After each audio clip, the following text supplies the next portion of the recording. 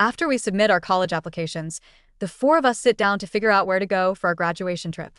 My cousin, Alia Fulton, taps her finger on a travel agency brochure. I want to go to Moonbrook Town. She glances over at my brother, Trevon Holden, who is glued to his phone playing games. Where do you want to go, Trevon? Without bothering to look up, Trevon just mutters, anywhere. Alia beams and turns to my childhood sweetheart, Evan Harper. How about you, Evan? Evan gives her a fond smile. Wherever you pick. I'll handle the itinerary. I look over at Evan, who's looking up travel tips. Nobody asks where I want to go, not even Evan. He has forgotten about his promise to take me to see the ocean. Ever since Alia moved in with us, everyone keeps lecturing me about how hard her life is, telling me I have to let her have her way. Evan is the only one who tells me, they all tell you to give in, but I won't. He brings me breakfast from home, buys me a study lamp to protect my eyes, and helps me with my homework. We're going to Javal University together. We'll move far away, and you won't ever have to give in to anyone again. But when I log on to verify my application, I see my target school has been swapped out for a local college. I immediately change it back and rush over to Evan's place, only to overhear him talking to Trevon. Are you sure about giving up Javal University to stay local? What about Yelena? Trevon asked. Yeah. Alia wants the four of us to stick together, so I changed Yelena's choices too. We're getting married eventually, anyway. I can just make it up to her later. She can just let Alia have this one. Right then and there, I decide not to tell him that I've switched my target school back. My cousin Alia Fulton, my childhood sweetheart Evan Harper, and my brother Trevon Holden were already deep in a heated discussion. Feeling out of place, I stood up and headed to the kitchen for a glass of water. Mom was prepping dinner when she saw me walk in.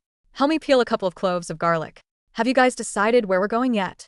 I grabbed 2 garlic cloves and slowly worked off the skin.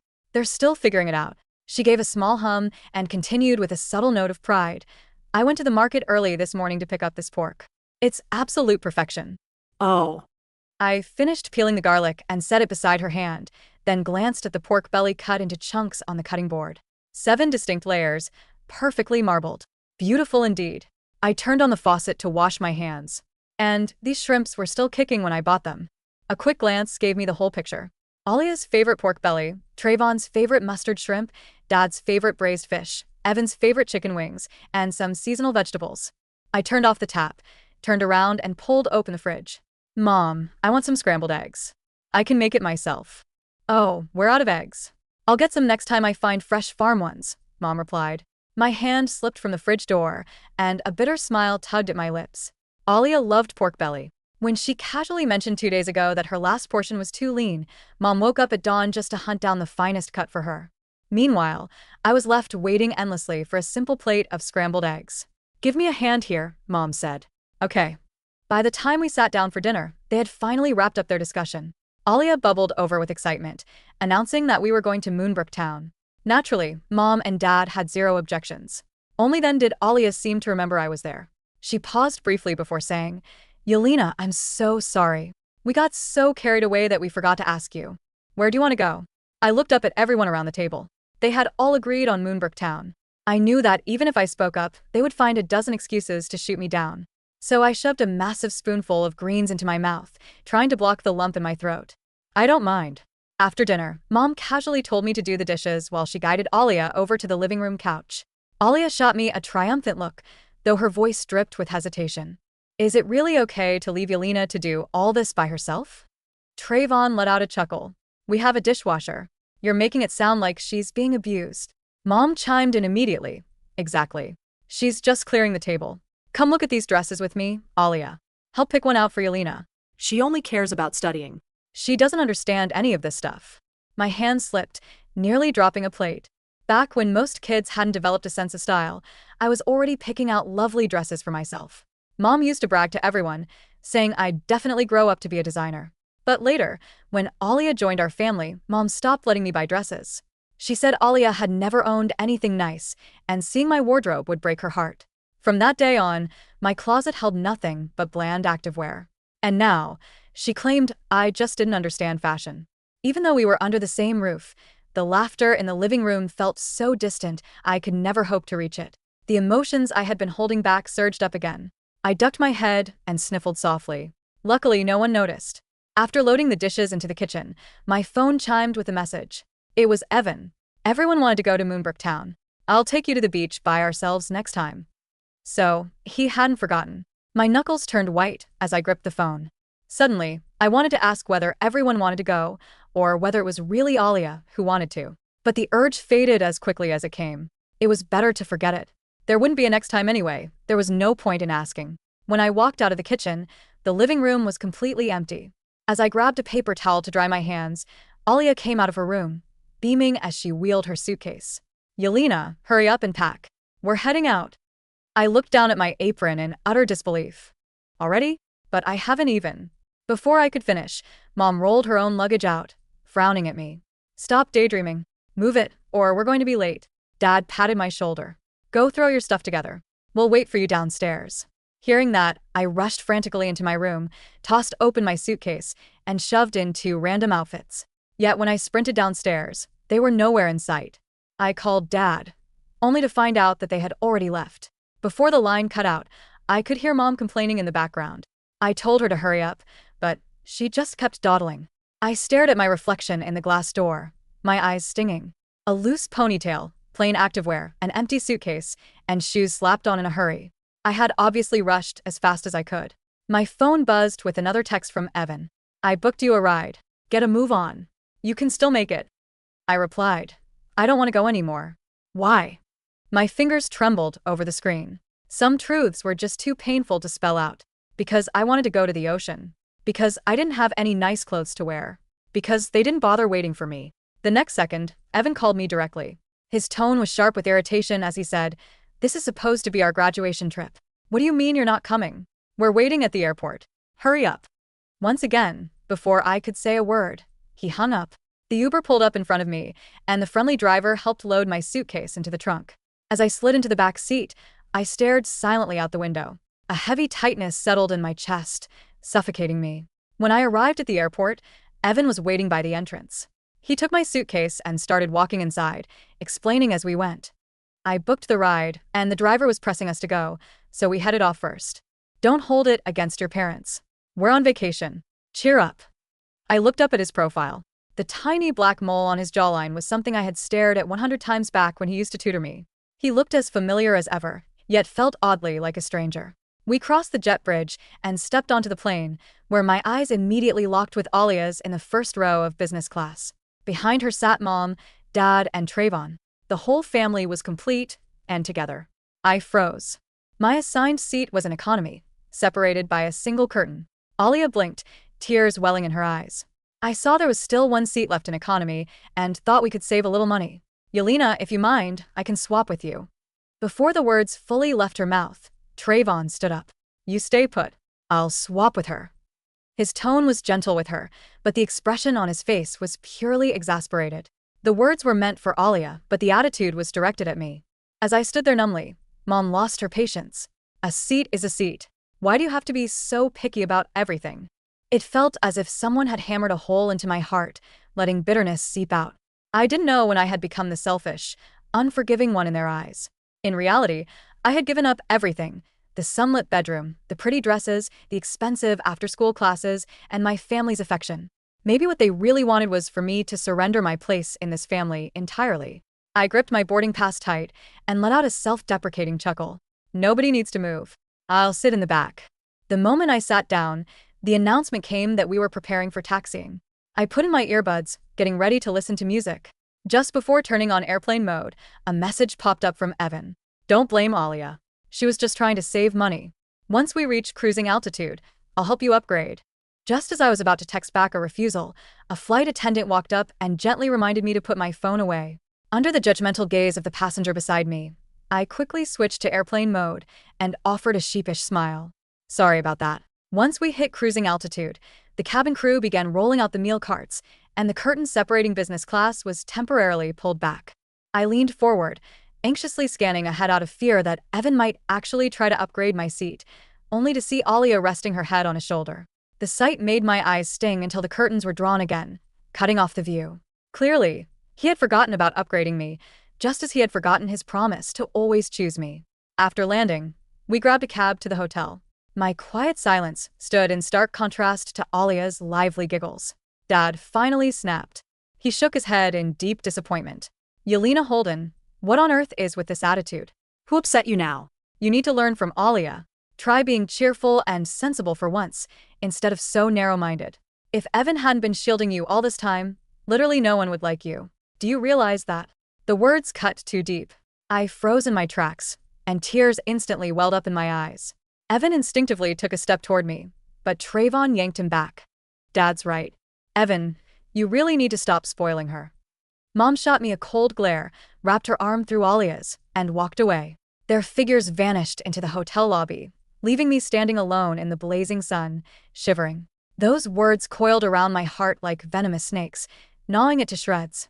Countless times in the past, I had consoled myself that they only treated Alia that way out of pity for her losing her family, never meaning to hurt me. Only now did I realize what a giant joke I was. The truth was simple, they just didn't like me. Fine. If that was the case, I wouldn't care about any of them either. Our first meal in Moonbrook Town was at a fine dining restaurant. I was staring blankly at the exquisite dishes on the table when Dad suddenly turned to me. I went too far with what I said this afternoon. Are you still upset? My fingertips twitched. I hadn't expected him to care about my feelings. Even though I had long since stopped caring, an uncontrollable sting still rushed to my nose. He stood up, picked up a piece of food with his fork, and placed it onto my plate. I'm sorry. Can you forgive me? I looked up and saw a piece of shrimp resting on my plate. As if hit by a sudden freeze, my surging emotions instantly hardened at their peak. When I was very young, there was a period when both Mom and Dad were away on business, leaving Trevon and me at Grandma's house.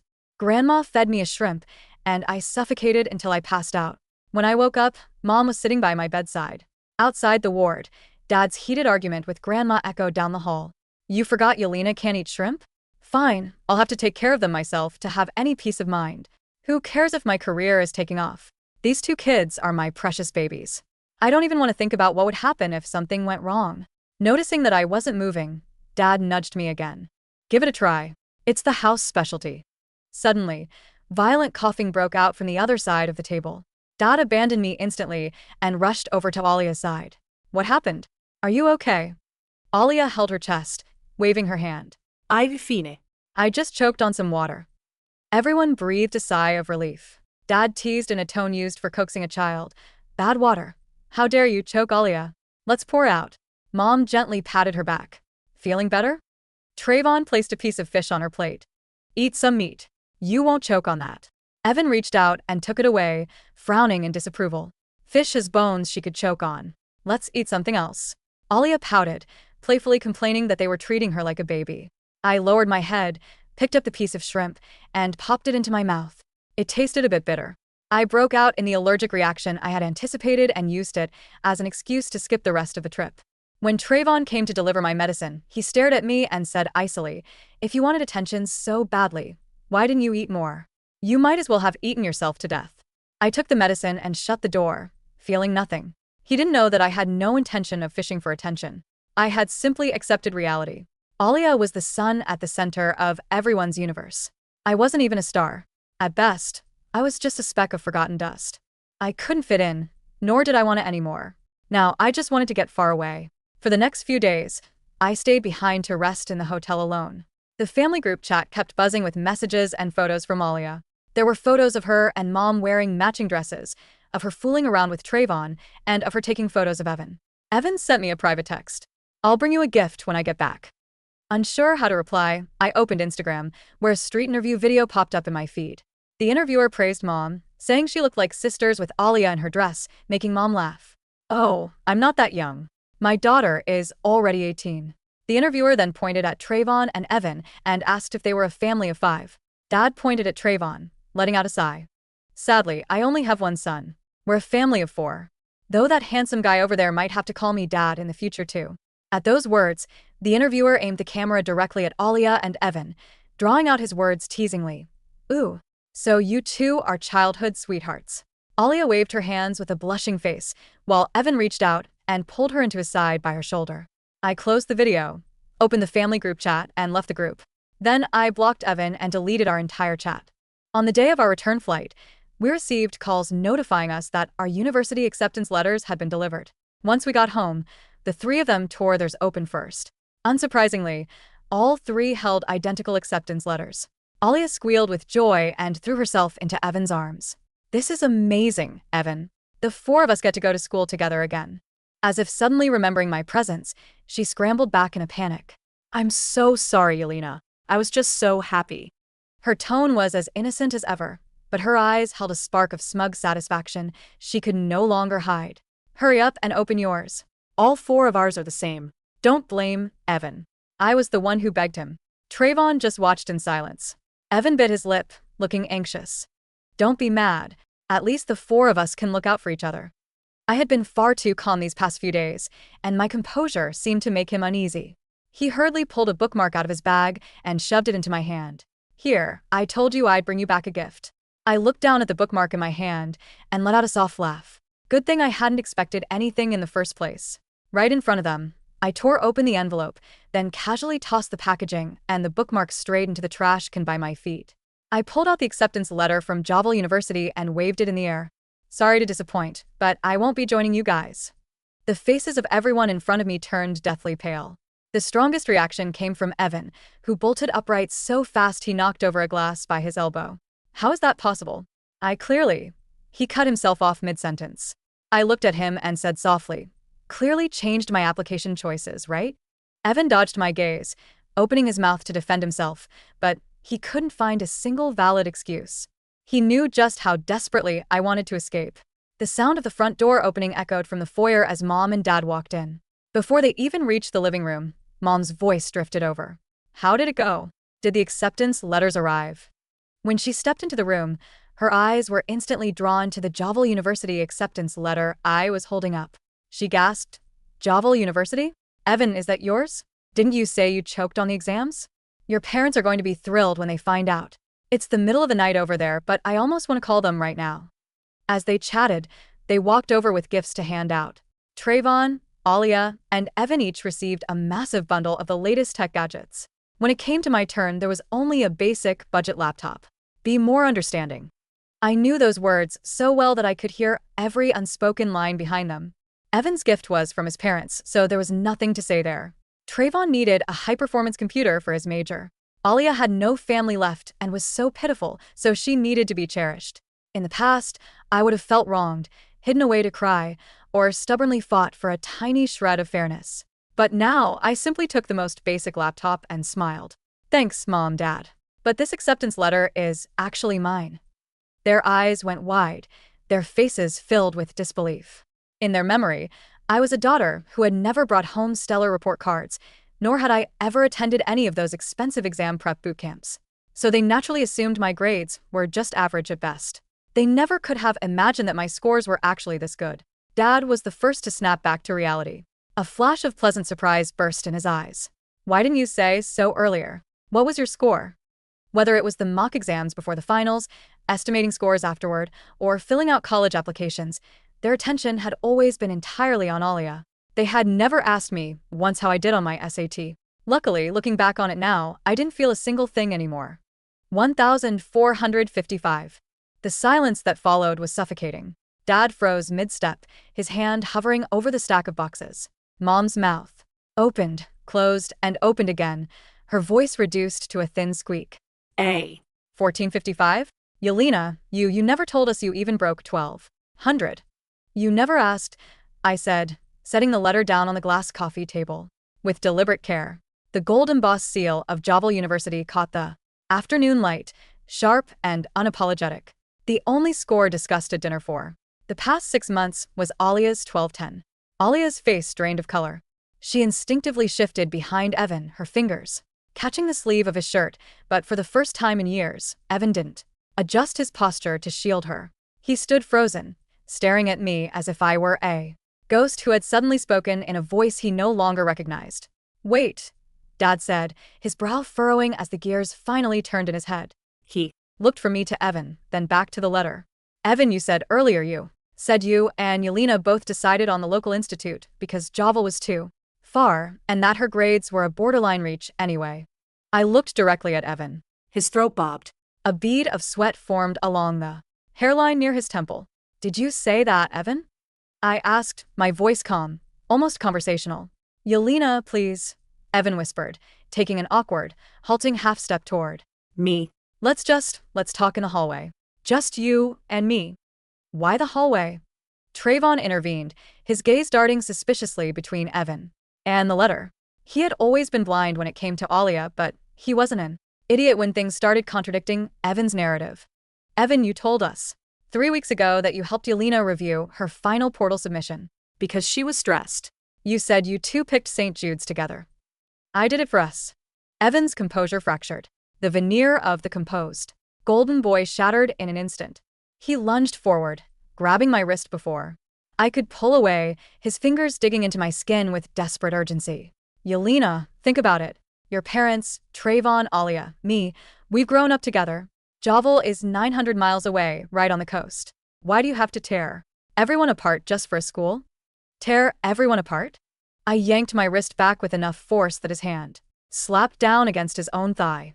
You hacked into my admissions account, changed my first-choice university to a third-tier commuter college, and locked the secondary security pin.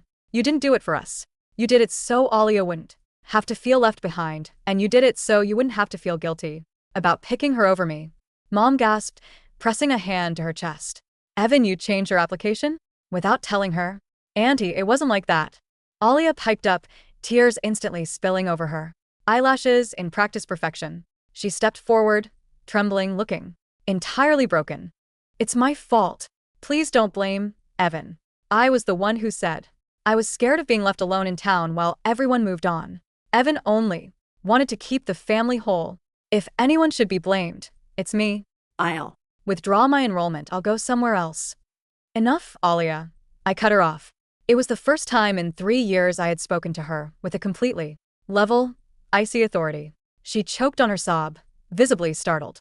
Save the performance, I said, not even raising my voice. You don't need to withdraw anywhere. You got what you wanted.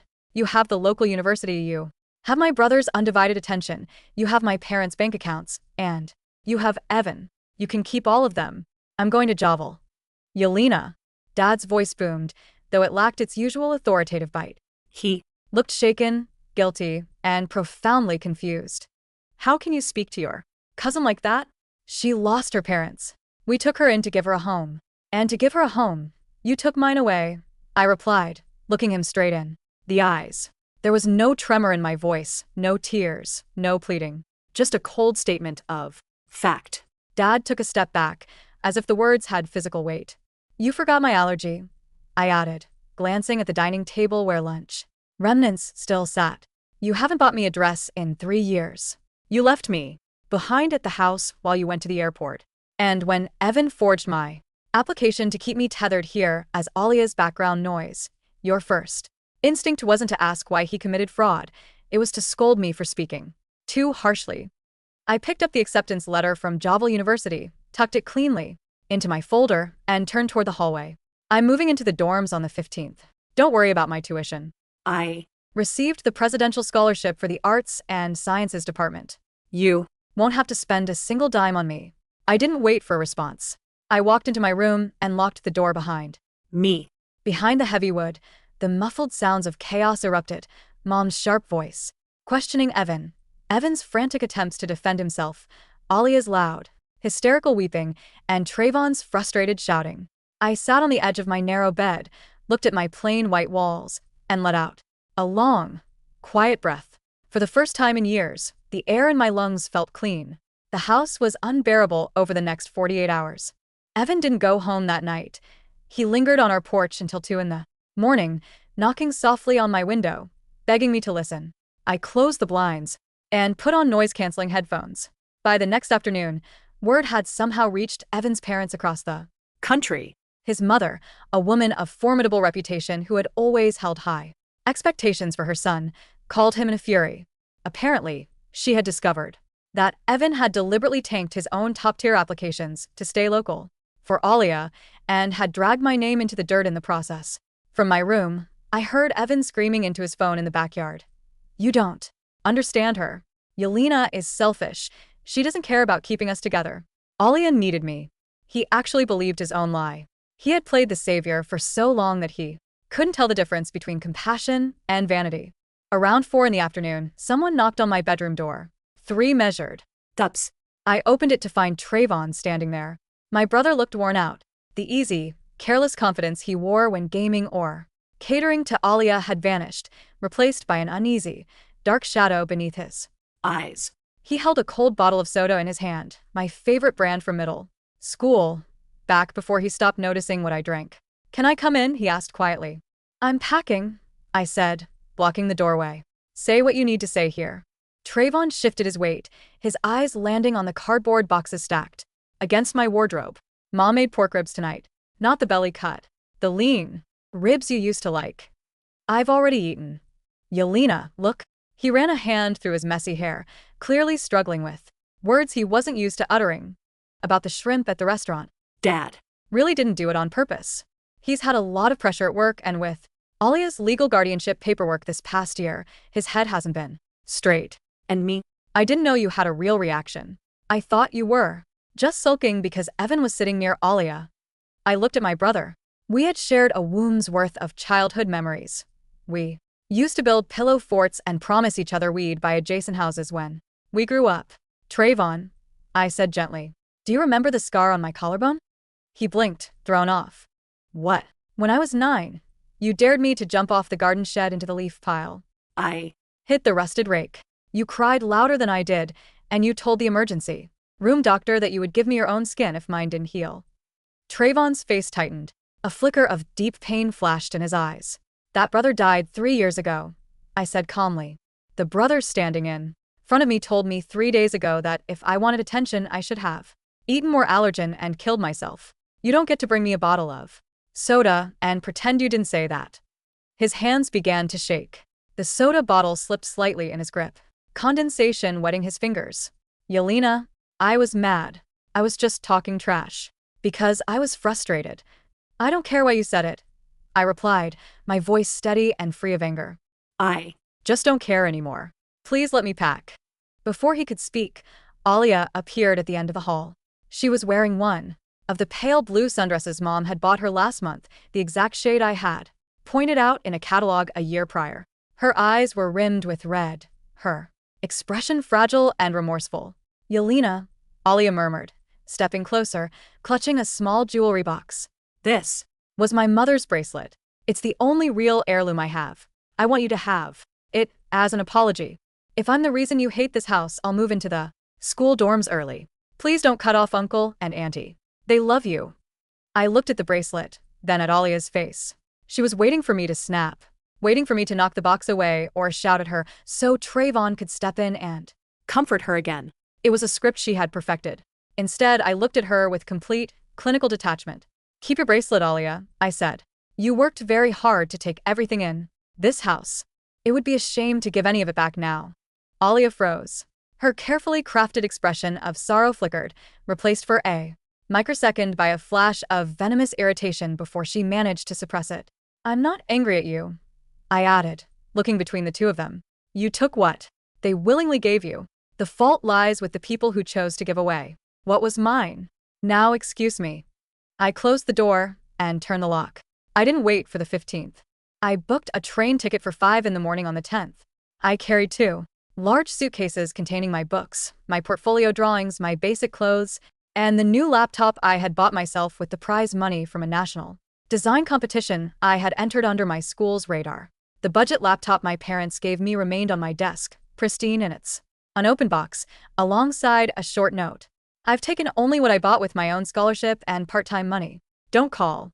I will contact you when I need my legal records transferred." When I dragged my suitcases down the stairs, the house was silent. The faint glow of dawn was just creeping through the living room windows. As I opened the heavy front door, a figure stepped out from the shadows beneath the maple tree in our front yard. Evan. He looked haggard. His clothes were rumpled, his hair unwashed, dark circles bruising the skin under his eyes. When he saw my luggage, he lunged forward, his breath hitching. "You're leaving now?" "Without saying goodbye." "I said goodbye 2 days ago," I said, continuing past him down the stone path. He grabbed the handle of my rolling bag, halting it. "Yelena, stop. Look at me. Look at me, please." I stopped and looked at him. "I love you," Evan said, his voice cracking, desperate and raw. "I swear to God. Yelena, I've never loved anyone else. Alia is just, she was pathetic, she was alone, she leaned on me, and I got addicted to feeling like someone needed saving." But it was always you. We're supposed to get married. We promised each other under the bleachers in freshman year. You tampered with my future, Evan, I said, my voice cutting through his. Frantic rambling like a blade through silk. You sat at my kitchen table, looked into my face, and smiled while knowing you had sabotaged my dreams so you could play hero to another girl.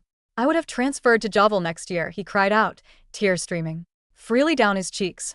I would have worked it out. I just wanted 1 year, 1 year where we were all safe and together. You didn't want us together. You wanted to keep your comfort zone intact while keeping me in your pocket. I reached down and calmly pried his fingers off my suitcase handle, one by one.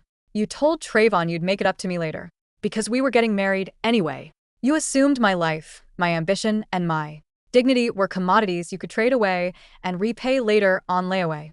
Evan's hands fell limp at his sides. He stared at me, his chest heaving, entirely hollowed out by the sheer finality in my eyes. Have a good life with Alia, Evan, I said. You two deserve each other. I walked down the driveway, hailed the cab I had scheduled, loaded my bags, and climbed into the back. As the car pulled away, I looked through the rear window. Evan was still standing under the maple tree, small and shrinking, his hands clutching his head. As the morning mist swallowed him whole, I didn't feel triumph. I didn't feel heartbreak. I only felt the sweet, sharp intake of cool morning air filling my lungs. 6 hours later, the train pulled out of the inland plains and began to curve along the southern coastline. The gray concrete and suburban brick gave way to shimmering turquoise water that stretched endlessly toward the horizon. Sunlight danced across the white crests of the waves, brilliant and blinding. I leaned my forehead against the cool glass window, watching the vast expanse of the ocean. Evan had promised to bring me here for 5 years. In the end, I brought myself. And the view was magnificent.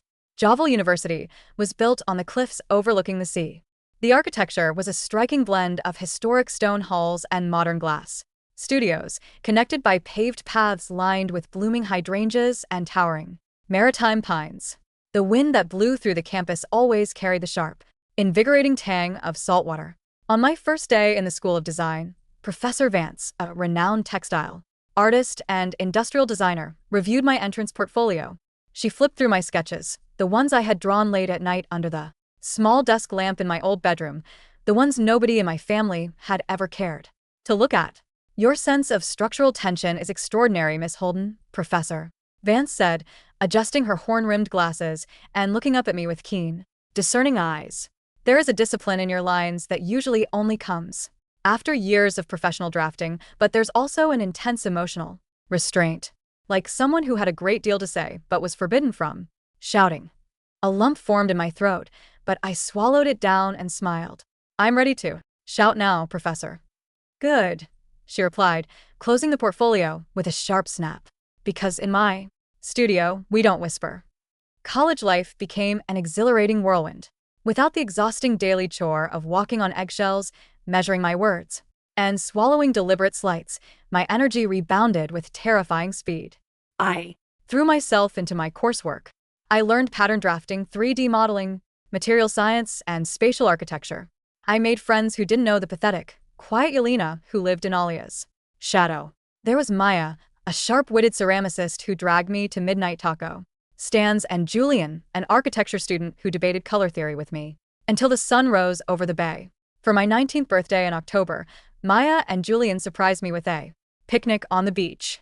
They baked a slightly lopsided lemon cake, lit a candle that kept blowing out in the ocean breeze, and handed me a sketchbook bound in genuine sea green leather.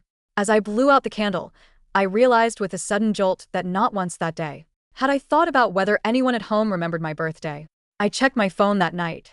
There were 17 missed calls from Mom, from Dad, and dozens of unread texts from Trevon. Yelena, please call home. Mom has been sick with worry. Alia's birthday was last week. She cried because you didn't text her. Why are you being so cruel? Evan isn't doing well.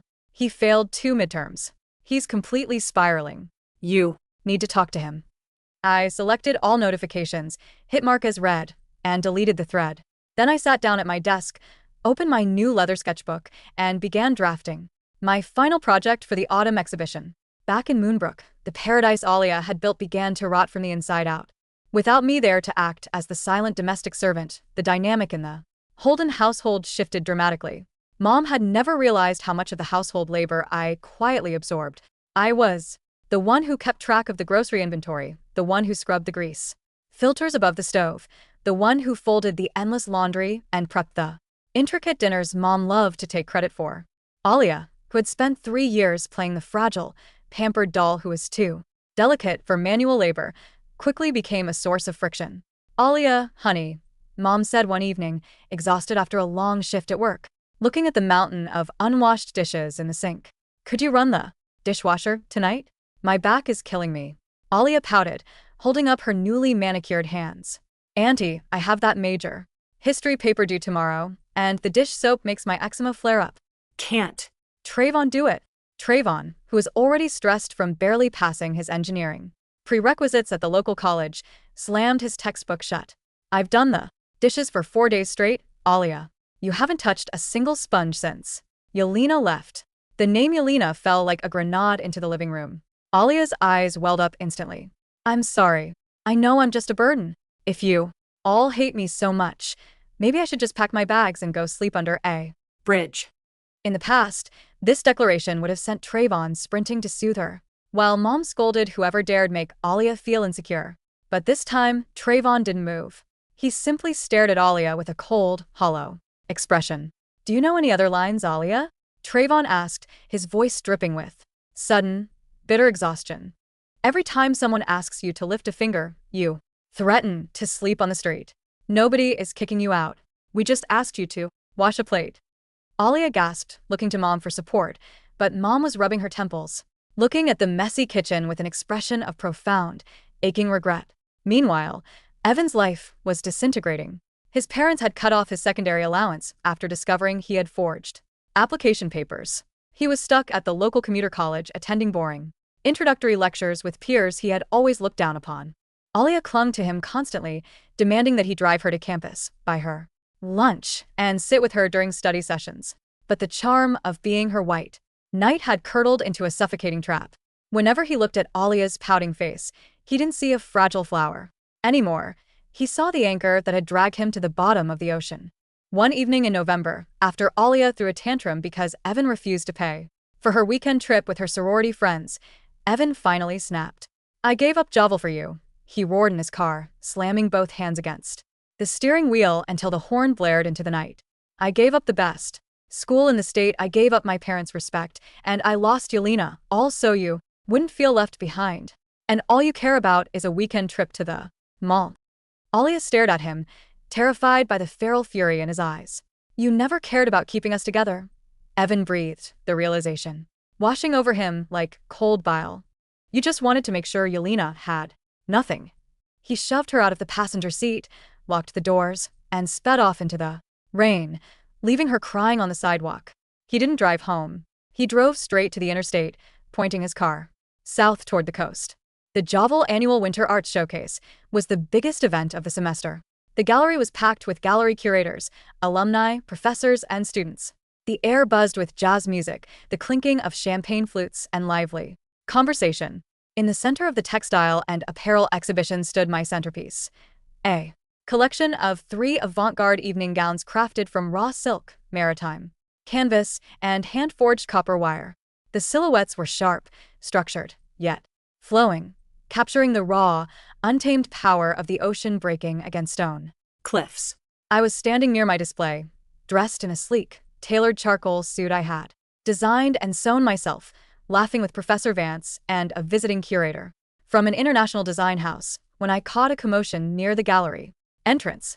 The student security guard was trying to stop a disheveled young man who smelled faintly of stale coffee and gasoline.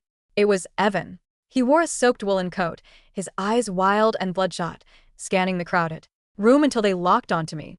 When he saw me, he literally stumbled. He hadn't seen me in 6 months. The girl who used to wear shapeless, oversized gray hoodies and keep her head bowed in the corners of living rooms was gone. Standing beneath the warm gallery spotlights was a poised, radiant young woman, holding a glass of sparkling water, surrounded by industry elites who listened to her every word with genuine respect. "Yelena," Evan croaked, pushing past the bewildered guard and marching toward Me. Professor Vance frowned, stepping slightly in front of me. Is this man bothering you, Miss Holden? It's fine, Professor, I said calmly, placing a reassuring hand on her arm. Just an old acquaintance from my hometown. The word acquaintance hit Evan like a physical blow. He flinched visibly. Can we talk? He pleaded, his voice hoarse, trembling with manic desperation. Please, Yelena. 5 minutes. Just outside. I looked at him for a long moment, then nodded toward the gallery balcony that overlooked the dark, churning sea. 5 minutes. Outside, the cold sea wind whipped around us, but I barely felt it through the warmth of my wool blend suit. Evan stood before me, his hands shaking as he reached into his pocket and pulled out a small, crumpled velvet box. He opened it with trembling thumbs to reveal a delicate silver ring set with a small aquamarine stone, the ring he had promised to give me when we turned 18. I found it in my desk. He babied the box, his eyes brimming with pathetic, frantic hope.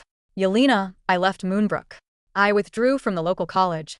I Applied for a transfer to Javel's General Studies program for the spring semester. I'll move here. We can rent an apartment by the water just like we planned when we were kids.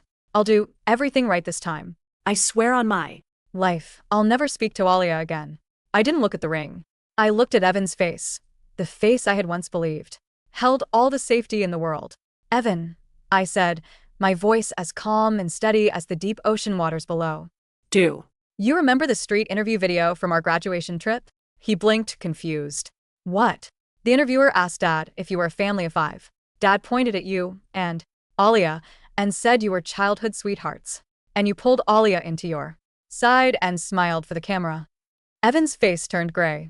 Yelena, it was for the video. Alia was embarrassed. You didn't correct him. I continued smoothly. You liked it. You loved the role of the devoted, protective savior so much that you were willing to let me become completely invisible. You only came here today because you realized Alia wasn't a prize, she was a burden. And now that your life is miserable, you're convenient for giving Yelena back to clean up your mess. No. That's not true. I love you. You don't love me, I said, looking him dead in the eyes. You loved the idea that I would always wait for you, no matter how many times you stepped on me. I reached out, gently pushed the lid of the velvet box down, clicking it shut against his fingers. I don't love you, Evan. I don't even hate you anymore. You are simply someone I used to know. Yelena, please. He dropped to his knees on the cold stone floor of the balcony, sobbing openly, grabbing at the hem of my trousers. Don't do this to me. I have nothing left. My parents won't look at me. My future is ruined. I have nothing. Then build something yourself, I said, stepping back, so his hands fell onto the empty tiles, just like I had to. I turned and walked back through the glass doors into the warm, bright, music-filled gallery, leaving him on his knees in the cold rain. 2 weeks before the end of the semester, Trevon showed up at my campus. He didn't come to cause a scene.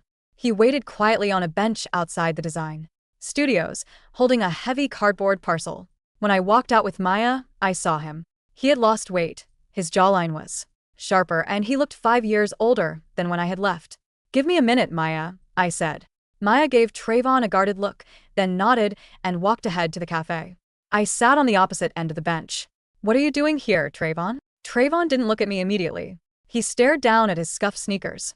Alia is moving out. I said nothing. She got caught stealing Mom's credit card, Trevon said, his voice completely flat, devoid of emotion. She charged $4,000 in luxury bags and told the credit company that Mom authorized it. When Mom confronted her, Alia threw a vase at her and screamed that we owed her for her parents' death and that our family ruined her youth. I watched as seagulls circle lazily in the sky above. And Mom? Mom had a nervous breakdown, Trevon whispered, a single tear escaping down his cheek. She's in outpatient therapy. Dad hasn't spoken a full sentence in 3 weeks. The house feels like a morgue, Yelena. I'm sorry you're dealing with that, I said politely. But it has nothing to do with me. Trevon let out a ragged, broken sob. He pushed the heavy parcel across the bench Toward me. These were in the attic, he said, choking back his tears. Mom kept them in a box behind the old holiday decorations. I found them while clearing out Alia's room. I pulled open the top flap of the parcel. Inside were all the dresses I had designed and sewn by hand in middle school, the One's mom had made me box up and hide so Alia wouldn't feel bad about her own wardrobe. They had been carefully washed, folded, and preserved in tissue paper.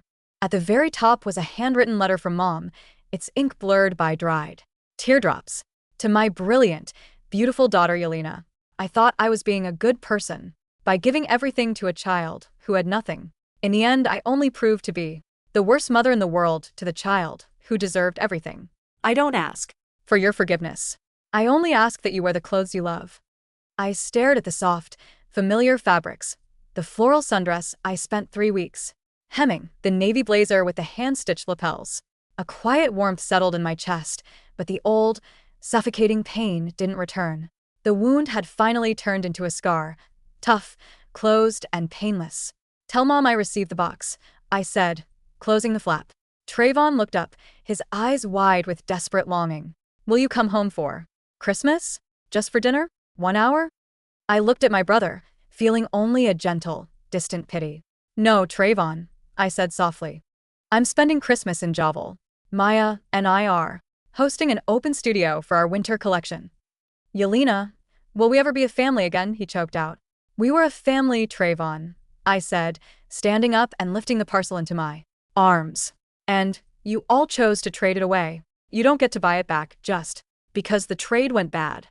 I turned and walked away down the hydrangea-lined path, leaving him sitting alone on the bench under the coastal sky. 3 years later, the summer sun beamed brightly over the grand courtyard of Javel University. The commencement ceremony for the class of 2026 was in full swing. Thousands of black caps fluttered in the sea breeze, and the air was thick with the scent of pine, salt, and blooming magnolias. And now, presenting the valedictorian for the Faculty of Fine Arts and Industrial Architecture, Yelena Holden. The applause erupted, loud, genuine, and thunderous. I walked up the wooden stairs to the podium, wearing my black gown over a custom-tailored ivory silk suit of my own design. As I took the microphone, I looked out across the sea of faces. In the front row sat Professor Vance, giving me a rare, proud nod. Beside her were Maya and Julian, waving a ridiculous hand-painted banner that read, "Our chief designer is going to Paris." Far back in the very last row of the public gallery, standing in the shadows, beneath the stone arches, were 3 figures who didn't have VIP passes. Dad, leaning heavily on a cane, looking aged and gray. Mom, clutching a handkerchief to her mouth, weeping silently into her sleeve. And Trevon, standing tall, watching me with a mixture of profound pride and inconsolable regret. They had driven 900 miles just to sit in the overflow seats and watch me from 100 yards away. They didn't dare approach the stage, didn't dare send a gift backstage, and didn't dare disrupt the life I had built with their presence. They had finally learned how to love me by giving me the distance I deserved. I looked at them for half a second, offered a small, polite nod of acknowledgement across the vast distance, and then turned my gaze back to the graduating class before me. For a long time, I spoke into the microphone, my voice ringing clear and resonant across the courtyard. I believed that love meant making yourself small, enough to fit inside someone else's shadow. I thought that if I gave away my dreams, my time, and my voice, I would earn a place in the world. The crowd grew silent, hanging on every word. I was wrong. I smiled, looking out toward the sparkling blue expanse of a ocean behind the audience. The world is vast. It does not require you to shrink. It requires you to expand, to create, and to stand unapologetically in your own light. The courtyard erupted into cheers. Caps flew into the bright summer air, black fabric soaring against the endless azure sky. After the ceremony, I walked down the stone stairs alone, heading toward the cliffside overlook where the waves crashed against the shore in rhythmic, powerful harmony. My phone buzzed with an email alert. The contract from the Parisian fashion house had been finalized. My flight was booked for next Monday. I stood at the edge of the cliff, the warm summer wind whipping my hair around my face. Nobody asked where I wanted to go anymore, because from now on, every destination in the world was mine to choose.